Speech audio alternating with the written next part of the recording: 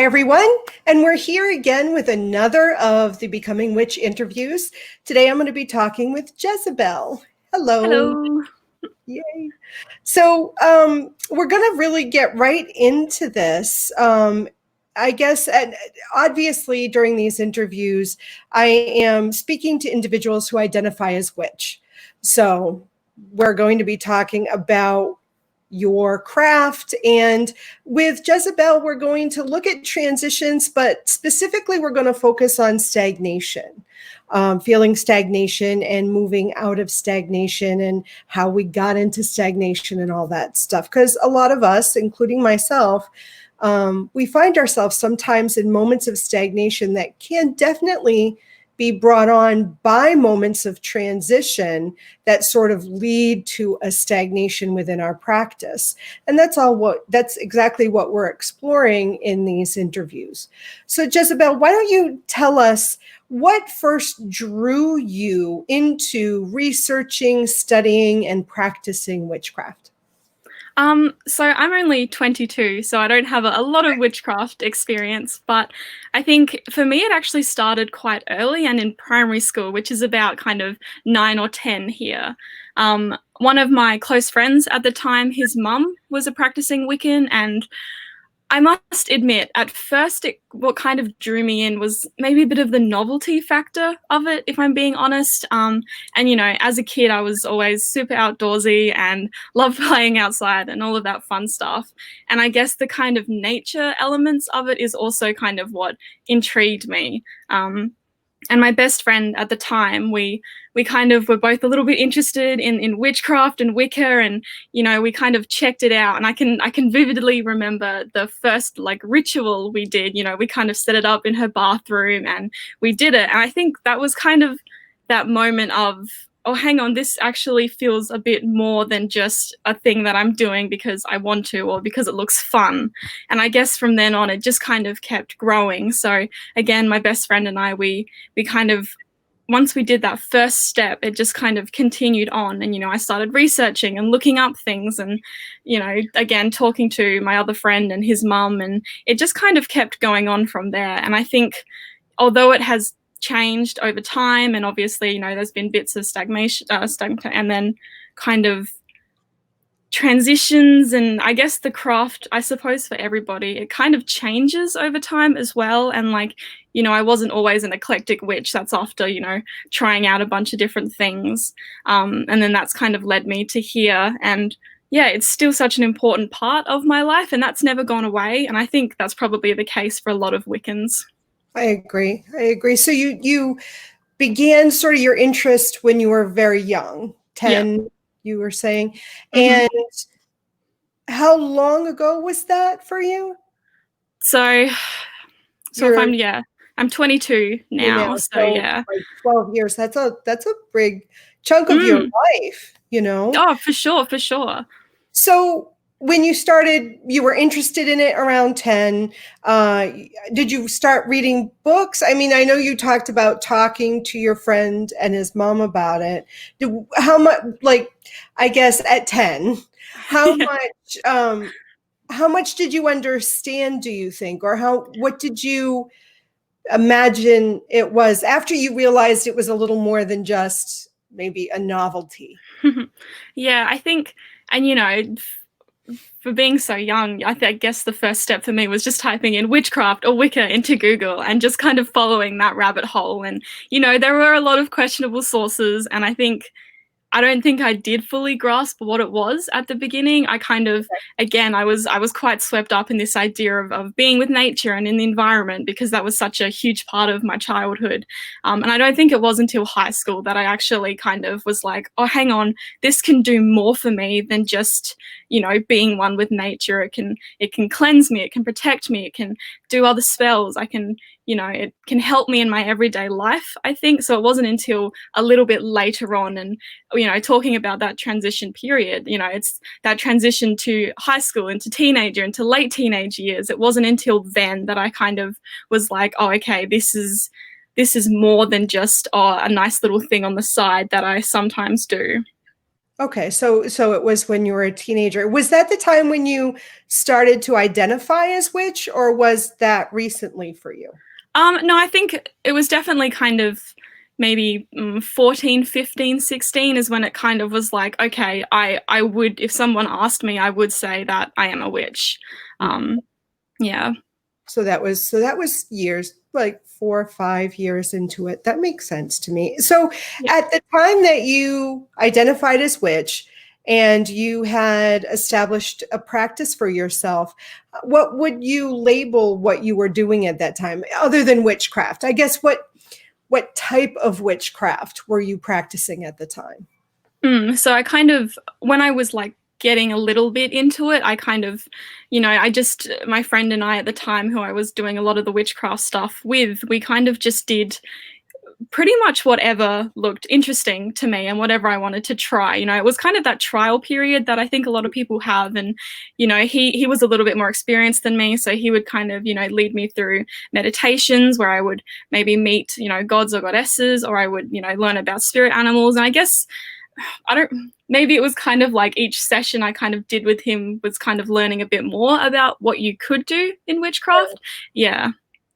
So I guess we could, if it was a but, so it must have been very eclectic then. There was Yeah. no just, I'm only studying herbs or I'm only studying gods and goddesses. It must have been very eclectic in which makes sense. I mean, Yeah, for sure. And I think like I'm quite a like I like to get a lot of different types of information. So I think in my general life it's hard for me to kind of stick to one topic anyway. So I feel like that kind of translated to witchcraft then. I wanted to, test everything out and see how it went. And I'm the spiritual side of it as well. Like I'm quite interested in like Buddhism or Taoism as well. So I think that kind of I loved kind of just drawing what I enjoyed and what I bonded with from different aspects of all the different types of witchcraft and other spiritualities as well. So yeah, that's kind of why I do label myself an eclectic witch, because it's hard for me to kind of stay in a lane. I had to kind of grab bits and pieces and what worked in those sessions and what didn't work. right, right. And that makes perfect sense to me. So did a lot of your practice in the beginning, when you first established and identified as witch, did you do a lot of it with your friends there? So it was really like you had a working partner within the craft? Yeah, for sure. I think most of the like things that I was unfamiliar with, I did with him first. And then when it was just me, I would just, do things that I had done before or kind of just refine the things that really interested me and just kind of play with those until I kind of, found a method that worked for me. So did you ever work with other people as well? Did you ever work in a group? Did you ever go to an open circle, or was it just you or you and your friend? No, it was actually just me and then, yeah, me and my friends. So that kind of, I don't know how common that is. I haven't really interacted with too many other witches. A little bit online, but not too much face to face. So I am kind of quite isolated, I suppose, when it comes to working with other witches.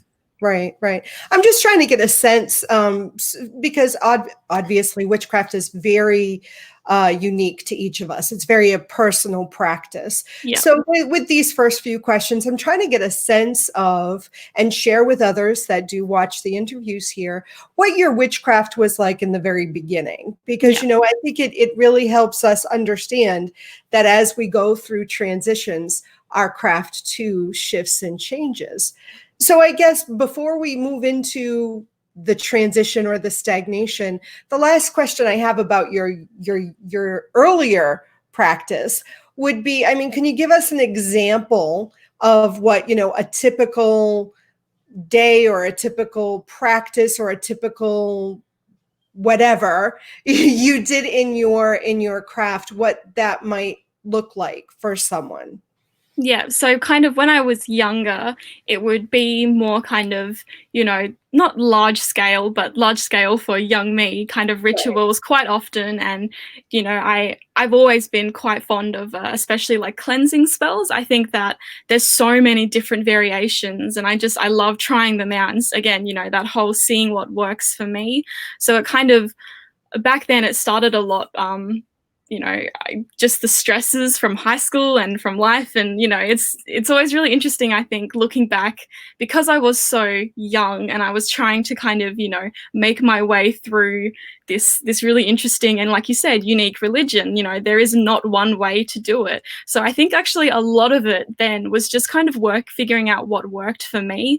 So I don't know if I necessarily had like a constant routine back then. It's only really now that I'm actually starting to, do certain things every day and, schedule out, the different wheel of the year and all of that kind of stuff. I think back then it was more, okay, what can I do by myself? What can I do with my friend? What will kind of work within my life and that kind of stuff. Okay, so it was either spontaneous or very intuitive, not very ceremonial, not very structured, which makes sense. I mean, from 10 to 15, how many of us, other than imposed schedules like school or family routines, I mean, many of us at that age were just sort of, okay, free time, what can I do? Right? Yeah, and like kind of exactly what you said, that kind of spontaneous thing of like, what feels right at the time. And I think, like you said, it's a kid thing that you kind of do. Like, has that inspiration hit me to do this thing? And, I guess I did even know back then that, it is probably better to have a structured kind of ritual or whatever you do every day. But I don't know, I was quite open with myself back then to just kind of try things out, especially because it did take a while for me to be like, yes, I'm definitely a Wiccan, la la la. I think, I was very much like, all right, let's just do it and see what happens.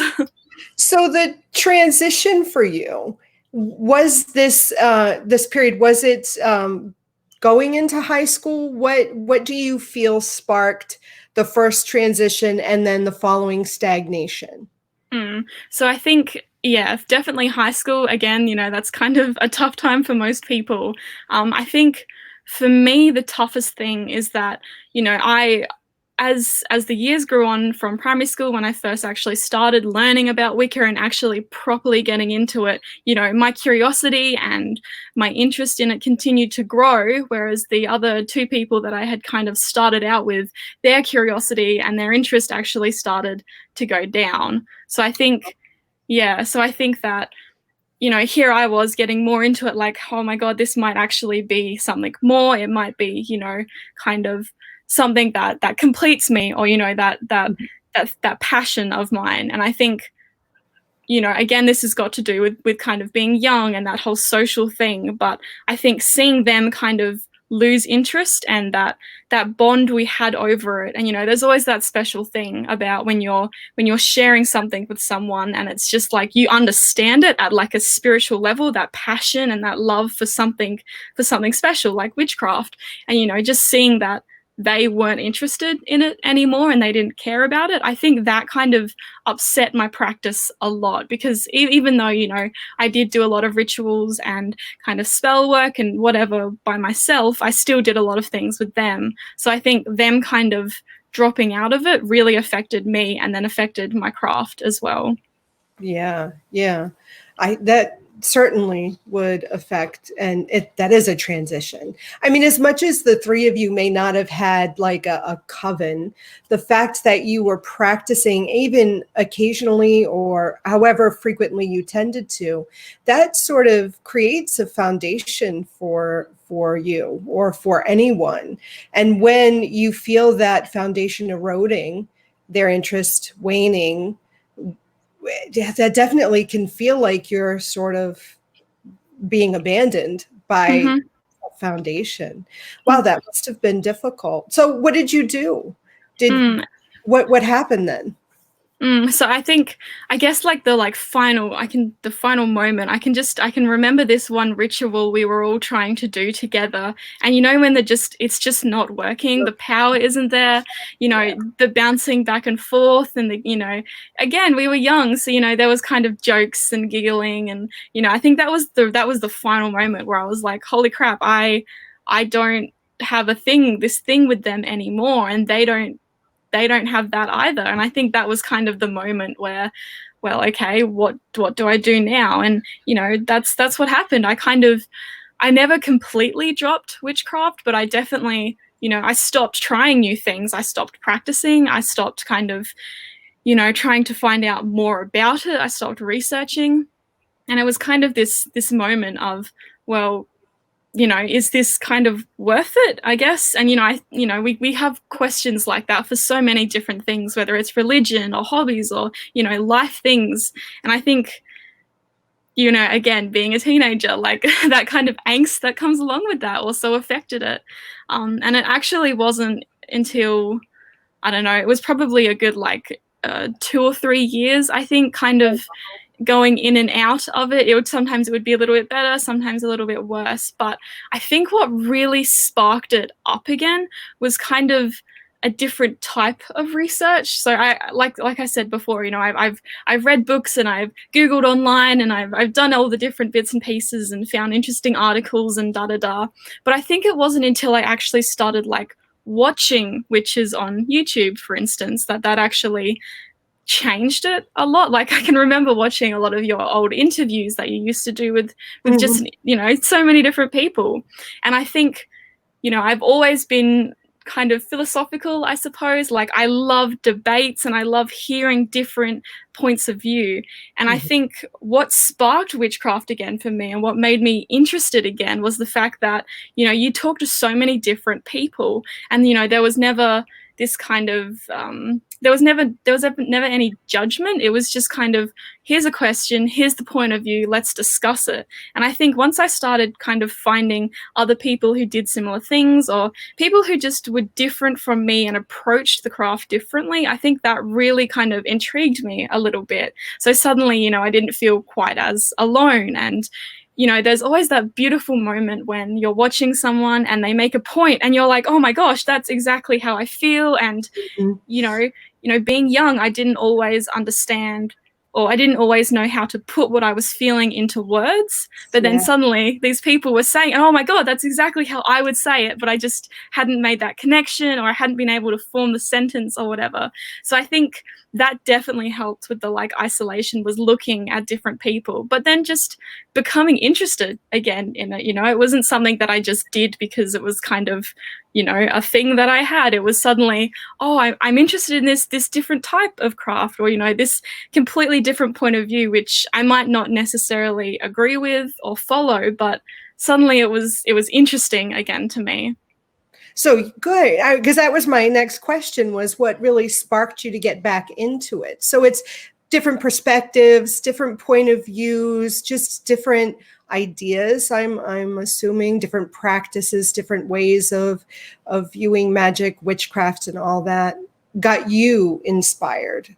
Yeah, and I think that's the thing, is it's like I had to find something that connected me again to the not to the community necessarily, but kind of to what interested me again. And because I lost that mutual I guess bond I had with my friends, I kind of found that bond again in just kind of listening to other people talk about it, because it's always, I don't know, I love hearing people talk and their passions and how they are and how each kind of different personality will then change the information, because there's only so much reading you can do online, and it's sometimes that can come out like the biases, or you can have a bit of personality, but I think it's really the face-to-face communication that really kind of cemented that love again for me.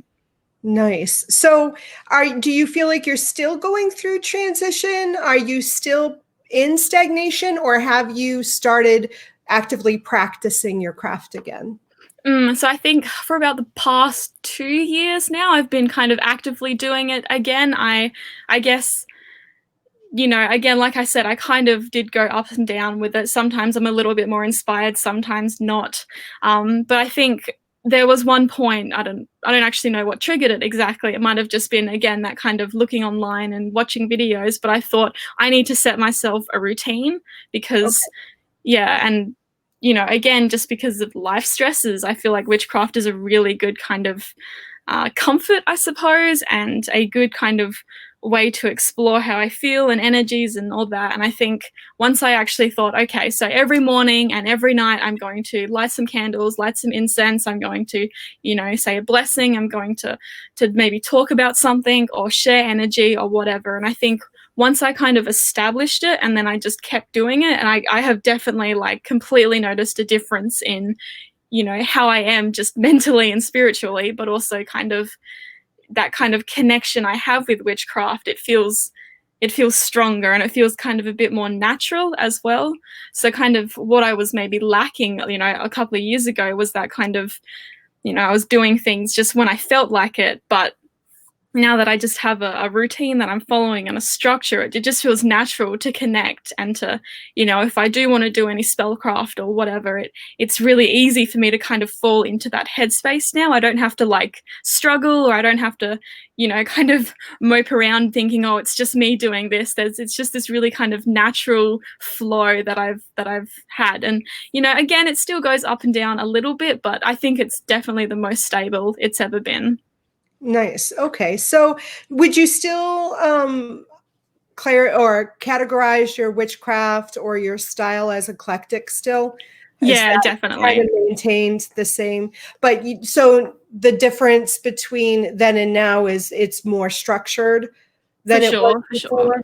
Okay. Yeah, and like even more stable, I suppose. I think that's another good way of putting it. Like I'm much more in control of myself spiritually than I think I was in the past. And again, I think it's that kind of hindsight thing. Like I hadn't even realized how, I guess, chaotic I was back then. It's like Right. looking at it now and then comparing it to before, it's definitely super clear how different it is. And, I guess how much more safe and comforting and kind of, yeah, that bond that I have with witchcraft, it's definitely much stronger and comfortable, safe. Yeah.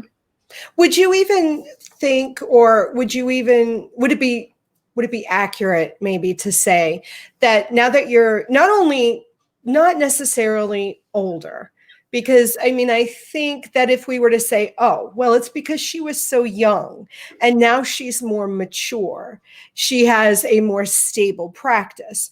But honestly, I don't think that's always necessarily the case. I think that when we're more settled, when we're more stable, then our magic can be more powerful because it has a stronger foundation. Because I've met witches who do chaos magic, who may not appear to be stable, but it's clear that their foundation in their craft is stable.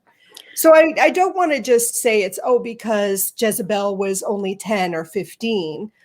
But do you feel that being grounded and rooted and having that bond, you talk about having that bond established again, has given your magic more power?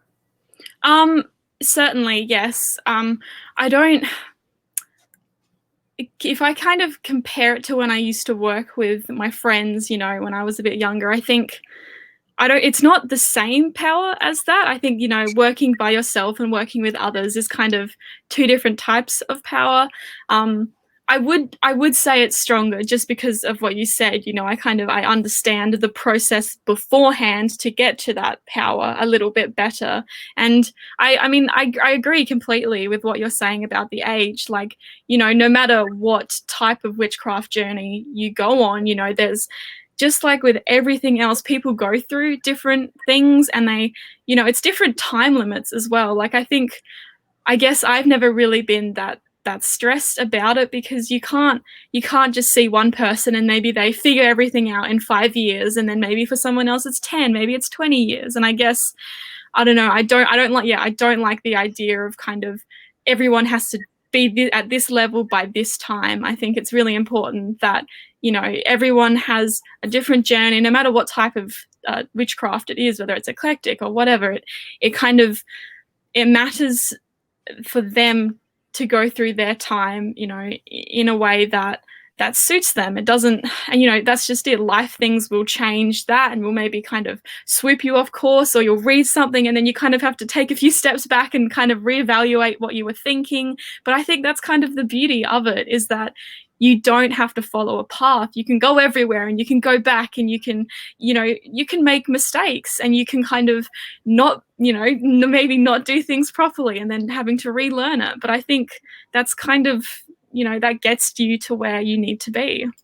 I agree. I often wonder, I mean, when we say things like mistakes or we don't do things properly, is there really any mistakes ever, really? For sure. And Yeah. is there ever an improper way to do it? I mean, if it manifests, I guess when we talk about things like that, it speaks to me about comparing ourselves to other people. Mm-hmm. Oh, I didn't do this properly because something said or someone said or a book said or a video said or whatever said I was supposed to do it this way, but I did it this way and look at the results. It still worked. So was that really the wrong way to do it? I don't Mm-hmm. think so. And I wanted to mention to people who may be watching this that, I think it's important, not necessarily someone's age, but someone's life experience, because I've met young adults, even younger than yourself, who have had so much life experience. Their lives were just full of challenges and obstacles that they had to overcome. And that really affects our craft. That really gives them wisdom that someone with maybe a different life experience, maybe a more sheltered life or a more easy childhood, that's going to affect their craft in a very different way as well. So I think when we're looking at wisdom, experience gained through knowledge as well as experience, and practical effort put into the craft is going to create a different witches in different experiences. So we talked about how your craft now is similar and in different ways. I'm curious, when you were practicing by yourself or with your friends in the earlier days, did you ever see results from any spellcrafting that you did? Could you actually see manifestation of things that you cast or magical workings that you accomplished? A little bit. I think, because we were so new, like we were pretty good. I wouldn't say we were irresponsible with what we were tackling. Like it was never, we were kind of, we realized that it would take a lot of power and a lot of just that wisdom to be able to do a lot of the kind of more, intense spell work, I suppose. Mm-hmm. I guess one of the kind of main things that I did, especially with my friends, was like the guided type of meditations. And, Mm-hmm. I definitely, again, playing with that kind of that angst I had back then, I wanted solutions to these issues. And especially, even now I still use it a lot, like with the way I'm feeling about certain things. Like we all have our issues. And, I don't use witchcraft as a crutch, but I kind of use it as a tool to help me work out things. So a lot of my spell work is about that, and it still is like that now.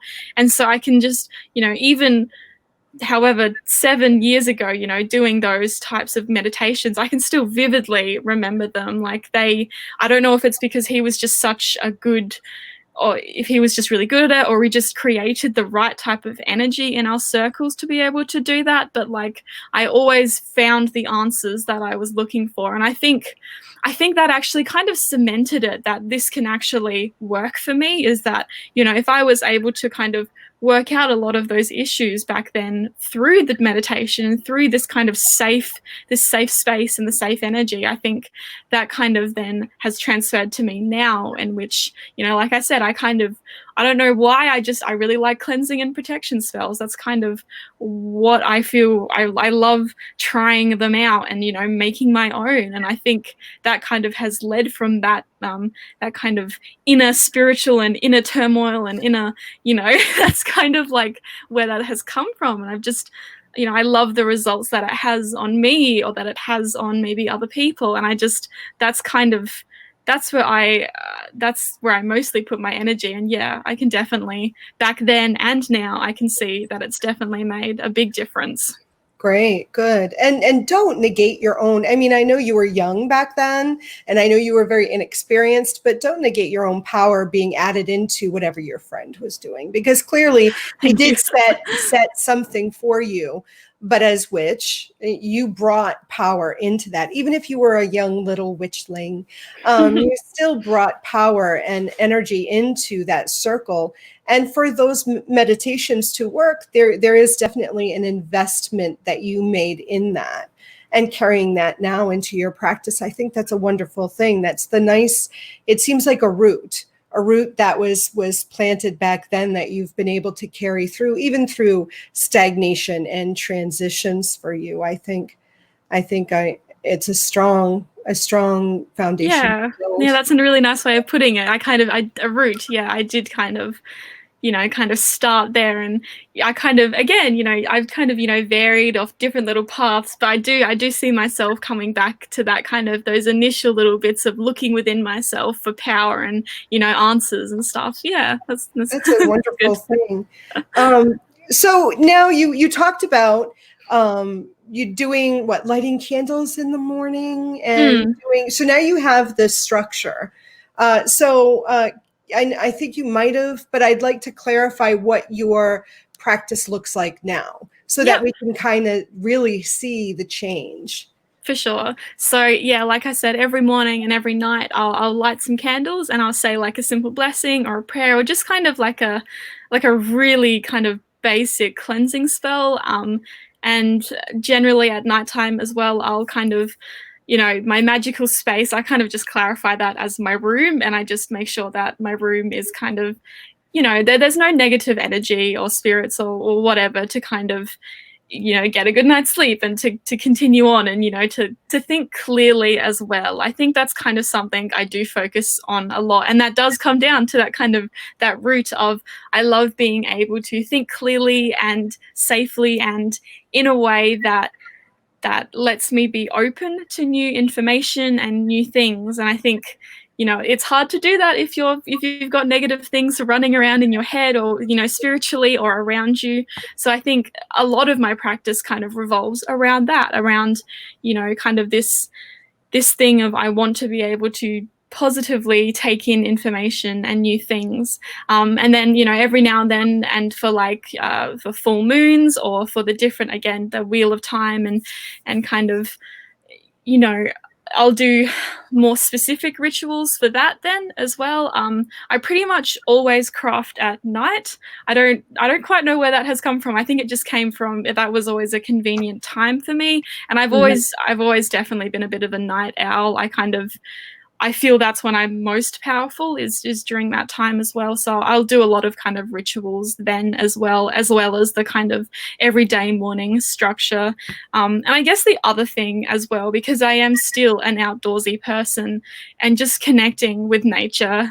I live in the hills, so we've got like lots of like forests and reserves around me, and I kind of, I go out there a lot, whether it's with my animals, and, I never listen to music or anything. I just kind of, I be one with nature, and I let that, again, it kind of helps me think, and it helps me kind of settle down as well. Like Mhm. if I get agitated by anything, and I guess it's just that sharing of that energy again with nature, and just kind of, the respect it has for me, and then the respect I have for it as well. So that's also something that I try and do as often as possible. Nice. Nice. So I guess lastly, I'd like to wrap it up by asking, what advice would you have to give to other witches who may be going through stagnation or transition, or is transition leading to stagnation? What would you, if they came to you and said, Jezebel, help, I don't know how to get back in. I want to get back into a practice, but I can't find that motivation. What would you tell them? I think maybe like perseverance is like a really good way to think of it, because just like with everything, there isn't one way that will fix everybody. Everyone has a different path and a different thing that will work for them. And if you kind of, look at my story, what sparked my interest was looking at how different people do things and their thoughts, and that kind of that philosophical drive I have in my normal everyday life. I kind of put that then into Wicca, and that helped spark that joy. So I think you're going to have to work hard, and I think maybe that can be a little bit difficult sometimes because you need the right motivation and the timing and all of that. But I think if you can kind of focus on who you are as a person and what you enjoy, and then find ways in witchcraft that can, aid to that, and what helps you out, and what do you enjoy learning about or doing. And I always think that trying new things is like just such a great way to start, because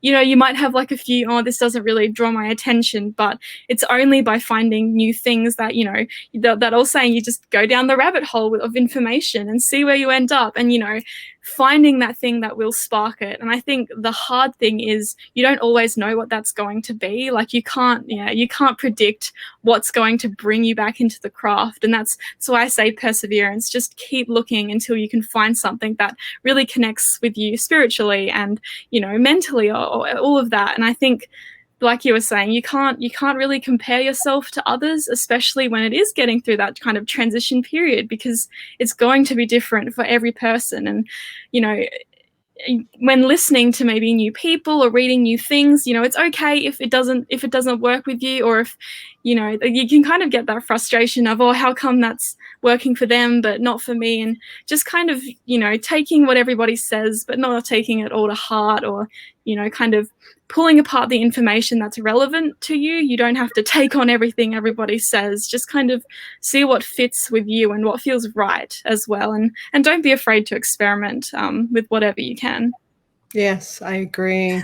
Just as every witch is different, everything that led to our transition, or everything that led up to a moment of stagnation or months of stagnation in our life may not have been the same thing that led someone else to stagnation.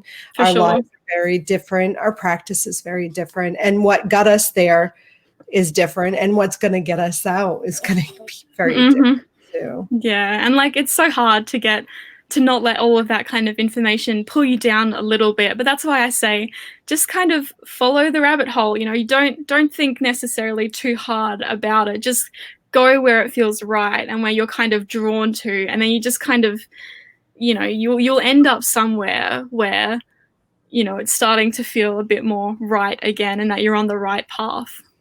Yeah, I agree. Well, thank you for talking with me, Jezebel. It's been a pleasure. Thank you. And I'm sure this information will spark something for someone. Thank you. Definitely. So this was the interview for this week. Tune in for next week for another interview. And until then, I love you, everyone. Blessed be. Bye.